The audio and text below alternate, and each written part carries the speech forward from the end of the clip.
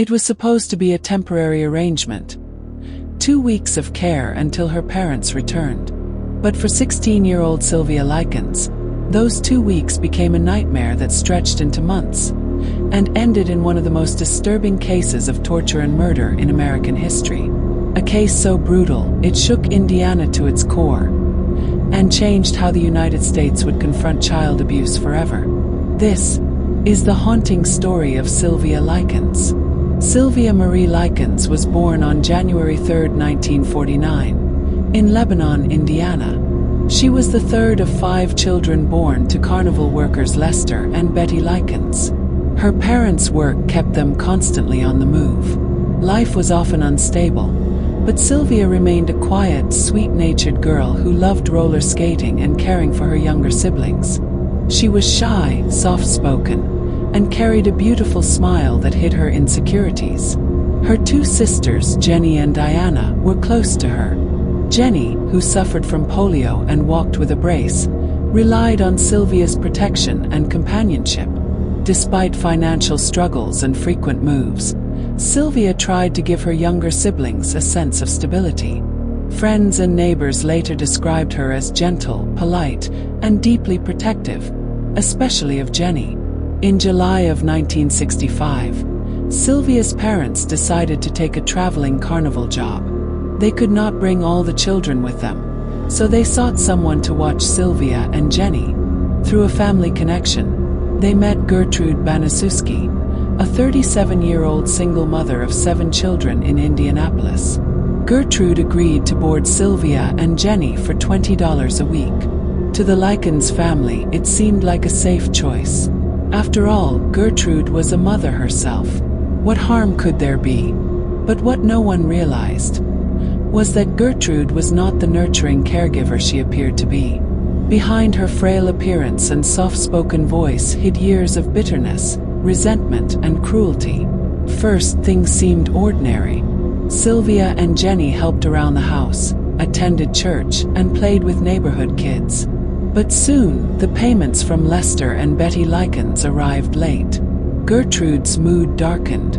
She began to single out Sylvia, accusing her of being a burden, and worse. The punishment started small: slaps, shouting, forced chores. But they quickly escalated into horrific abuse. Gertrude accused Sylvia of spreading rumors about her daughters. She accused her of being promiscuous. And then she encouraged her own children, and even neighborhood kids, to join in the torment. Sylvia was beaten with belts and paddles.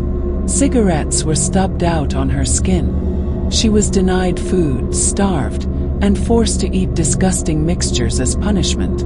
Jenny, crippled by fear and her own disability, was forced to watch. The abuse grew so horrific that Sylvia was locked in the basement, stripped of her dignity, and treated like an animal. One neighbor later testified that screams could be heard from the Baniszewski home, but no one acted. By October of 1965, Sylvia's body was broken. She was malnourished, covered in bruises, burns, and open sores. But Gertrude's cruelty wasn't finished. In one of the most chilling acts of sadism ever recorded, Gertrude ordered that Sylvia's stomach be branded. With a heated needle, the words were carved into her flesh. "I am a prostitute and proud of it." The humiliation was complete. Sylvia was barely conscious, but the abuse continued. On October 26, 1965, Sylvia's suffering finally ended. She collapsed on a mattress in the basement, whispering her final words, "Eddie, I'm sorry." Moments later, Sylvia Likens was gone, just 16 years old. When police arrived, they were met with a shocking sight: Sylvia's emaciated body, covered in over 150 wounds, burns, cuts, bruises, and the brutal inscription on her stomach. The autopsy revealed that Sylvia had died of brain swelling, shock, and internal bleeding from repeated blows. Malnutrition had left her body frail. She had endured weeks of unimaginable pain. The investigation quickly turned toward Gertrude Baniszewski, her children, and several neighborhood youths who had joined in the abuse. The trial that followed was one of the most sensational in Indiana's history. Witnesses recounted the cruelty in excruciating detail. Prosecutors described the Baniszewski home as a torture chamber. In 1966, Gertrude Baniszewski was convicted of first-degree murder and sentenced to life in prison. Some of her children and neighborhood accomplices received lesser sentences. But the damage was done. The community would never forget the horror that had unfolded in a small Indianapolis home. On October 29, 1965, Sylvia Likens was laid to rest at Oak Hill Cemetery in Lebanon, Indiana. More than 100 mourners attended, including many who had never met her. Her casket, white and delicate, was surrounded by flowers. Reverend Lewis Gibson wept openly as he delivered the eulogy, calling Sylvia's death the most terrible crime ever committed in the state of Indiana. Sylvia was buried with dignity, surrounded by strangers who wished they had been there to protect her in life. Her grave became a place of quiet pilgrimage. But Sylvia's story did not end with her burial. In the years that followed, her name became a rallying cry for child protection laws. Indiana, and later the entire nation, strengthened policies to prevent abuse, ensuring that teachers, neighbors, and social workers had a duty to report signs of neglect.